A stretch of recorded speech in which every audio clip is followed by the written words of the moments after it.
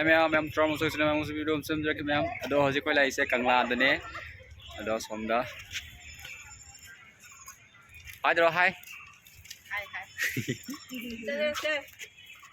ticket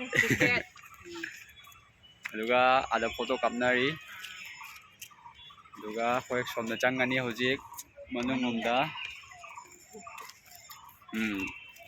mayamna channel asibu subscribe tausanbiramu mayam ngasi video sidi Kangla da korubaini ado akhoi oja amana akhoibu lusingiduna puraga ko mafam do utlaga mafam dugi wari singdo akhoi da takpi tambi aduga mafam du utlebako ado aigi mobile sinadi fattabanina ojana hairiba wari singdo fajana cover toba loshinba ngamdrebako ado video se ngasidi ai upload tawjaraklage ado mayam yengbiyo ado mathang video dum upload tawrokebako dikendal je hoi kari hoi hainagi matamdi Kangla gi konung haibado sini thanga patsi sina pasi sini koi question laga si akoi bese thanga patna sini question laga na lan ban noi bai tar ena ba tana pangam de sini question laga phamna diga ona aduga aina akhoina manipur chalubagi experience to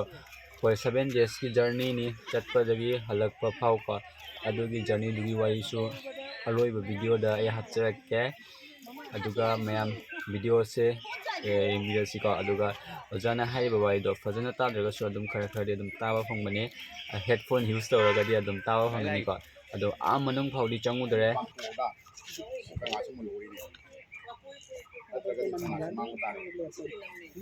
Aku sih punna sih kalau saya nak cakap Kangla jauh ya apa memori kunji ta to ba ba mai ta bi sini ta ga ilang thawdana potana tawdagi kenogi param da tram mo da sangen Monorama gi hau bau leiram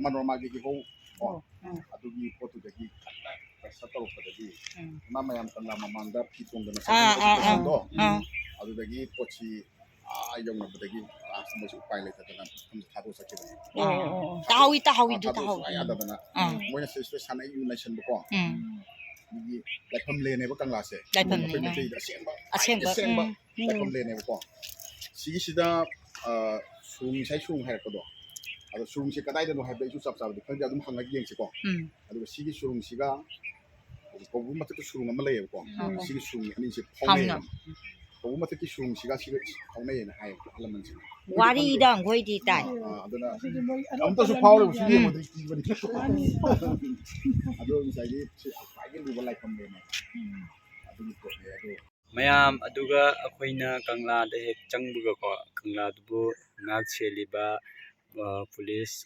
commando aduga manipur home guard moigi aduda leramba koigi ima singdo ko moina so yam fajana welcome to be akoibu assam dagi hojai dagi lakpani ka haibudu ko moina so photo kapal hore aduga khore so photo ka hapaga pura e ko adu ai hapcharakke mayam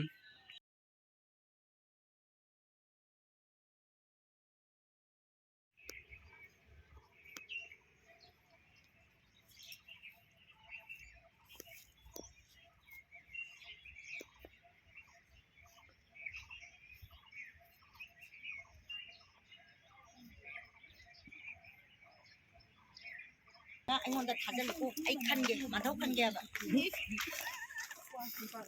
ꯅꯪ ꯑꯩꯒ ꯃꯥꯟꯅꯔꯝꯃꯗꯤ ꯂꯧꯖꯔꯣꯏ ꯀꯔꯤꯒꯨꯝꯕ ꯃꯥꯟꯅꯗꯕ ꯌꯥꯎꯔꯗꯤ ꯃꯥꯟꯅꯧꯅ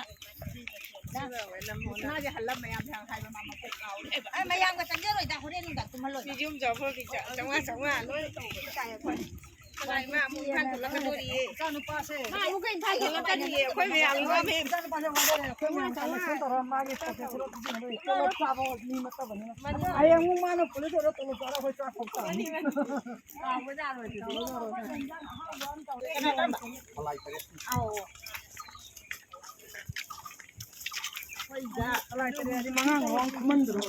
ꯍꯥꯟꯅꯅꯦ ꯎꯌꯥꯗꯤꯅꯦ ꯂꯥꯏꯔꯤꯛ ꯑꯃꯈꯛ ꯂꯥꯏꯔꯤꯛ ꯑꯣꯖꯥ ꯀꯩꯅꯣ ꯃꯥꯅ ꯏꯕꯒꯤ ꯂꯥꯏꯔꯤꯛ ꯑꯃꯈꯛ ꯑꯩꯈꯣꯏꯒꯤ ꯅꯨꯄꯥꯁꯤꯗ ꯍꯥꯏꯇꯥꯔꯦꯀꯣ ꯃꯥꯅ ꯄꯤꯔꯛꯏꯕꯅꯤ ꯑꯗꯨ ꯂꯥꯏꯔꯤꯛꯁꯦ ꯑꯃꯨꯛ ꯊꯋꯥꯏ ꯂꯣꯏꯅ ꯄꯥꯖꯦ ꯉꯝꯗꯦ ꯊꯕꯛ ꯄꯥꯔꯒꯅꯦ ꯇꯨꯝꯅꯤꯡꯕꯅ ꯅꯨꯡꯗꯥꯡ ꯉꯥꯛꯇꯒꯤ ꯂꯥꯏꯔꯤꯛ ꯄꯥꯖꯦ ꯉꯝꯗꯦ ꯑꯁꯤꯒꯤ ꯃꯤꯁꯤꯡꯁꯤꯅ ꯍꯥꯟꯅ ꯋꯥꯏꯗꯅ ꯂꯩꯔꯝꯃꯕ꯭ꯔꯣ ꯀꯥꯁꯦ ꯑꯗꯣ ꯃꯣꯏꯅꯅꯦ ꯑꯩꯈꯣꯏꯒꯤꯗ ꯂꯥꯛꯅ ꯑꯩꯈꯣꯏꯒꯤ ꯈꯣꯡꯅꯥꯡ ꯊꯥꯕꯅꯦ ꯑꯁꯤꯒꯤ ꯗꯔꯃꯥꯁꯦ ꯅꯨꯃꯤꯠ ꯍꯨꯝꯅꯤꯁꯤꯗ ꯁꯥꯟꯅꯈꯤꯑꯕ ꯈꯣꯡꯅꯥꯡ ꯊꯥꯕꯒꯤ ꯋꯥꯔꯤꯗ ꯑꯗꯒꯤ ꯀꯣꯟꯅ ꯑꯩꯈꯣꯏ ꯅꯣꯡꯗꯣꯜ ꯂꯥꯏꯔꯦꯝꯕꯤꯒꯤꯅꯦ ꯑꯁꯤꯒꯤ ꯂꯤꯂꯥꯁꯤꯃ ꯁꯥꯟꯅꯩ ꯃꯗꯨꯗ ꯑꯩꯒꯤ ꯏꯆꯥꯅꯨꯄꯤ ꯑꯍꯟꯁꯤꯅ ꯀꯣꯔꯤ ꯐꯥꯕ ꯁꯥꯏꯌꯦꯕ ꯑꯗꯨꯒꯤ ꯐꯣꯇꯣ ꯑꯩ ꯍꯧꯖꯤꯛꯐꯥꯎ ꯆꯥꯝꯊꯣꯛꯅ ꯊꯝꯃꯦꯕ ꯁꯤꯗꯪꯗ ꯀꯣꯔꯤ ꯐꯥꯕꯒꯤꯗꯣ ꯑꯗꯨ ꯇꯧꯅ ꯑꯩꯈꯣꯏꯒꯤꯗ ꯁꯥꯟꯅꯈꯤꯑꯕ ꯑꯗꯒꯤ ꯃꯣꯏꯅꯁꯨ ꯃꯣꯏꯒꯤ ꯂꯥꯏꯔꯦꯝꯕꯤꯅꯤ ꯁꯦ ꯁꯥꯟꯅꯧꯑꯅ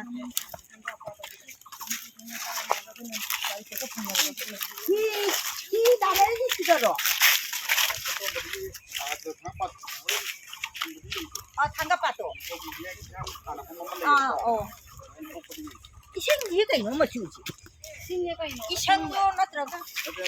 Masai macuni. Green, dark green. Dark green musu. Green. Ya, haba green. Macu haba green. 마주 하바. Macu haba. Haba. 이생 마주 하바. Hab Masai ne. Mahabali Liman Thakur Mandir Lady Dong. And the Hidian Amle, Mong, and the Hidian. And the next Pandidas for China, I got money. Maggie, Timon Marine, Sambada, Hongan Tam, Sakusi, Tawagi, Hidian Dog.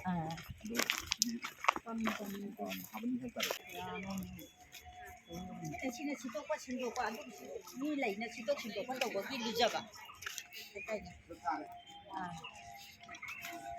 Karena itu 01 dah Abane.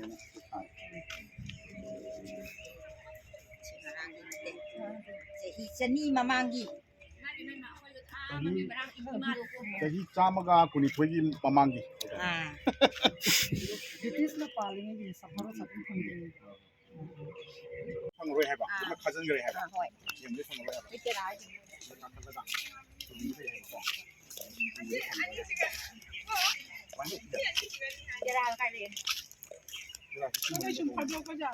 Kau tu apa? Kau tu orang mana tu kau? Kau dah salah kan? Makan.